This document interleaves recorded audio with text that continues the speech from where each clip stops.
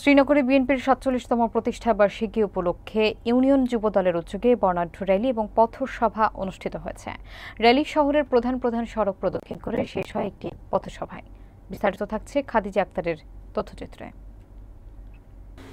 বুধবার সকাল 10টায় শ্রীনগর বাজার হাসপাতাল মাঠের যুবদল কার্যালয় থেকে যুবনেতা তরিকুল ইসলামের নেতৃত্বে একটি বর্ণাঢ্য র্যালি বের করা হয়। র্যালিটি শহরের প্রধান প্রধান সড়ক প্রদক্ষিণ করে শ্রীনগর পোস্ট অফিসে গিয়ে একটি পথসভায় মিলিত হয়।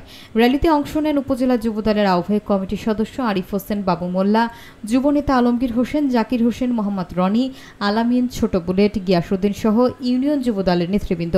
অনুষ্ঠানে উপস্থিত নেতারা বার্ষিকীর তাৎপর্য তুলে ধরে দলের ঐক্য এবং জনসংযোগ শক্তিশালী করার আহ্বান জানান। ইউনিয়ন যুবদল শহরের বিভিন্ন স্থান ঘুরে সাধারণ মানুষকে অনুষ্ঠানের ব্যাপারে অবহিত করে এবং যুব সমাজকে রাজনৈতিক সচেতনতার জন্য উদ্বুদ্ধ করে।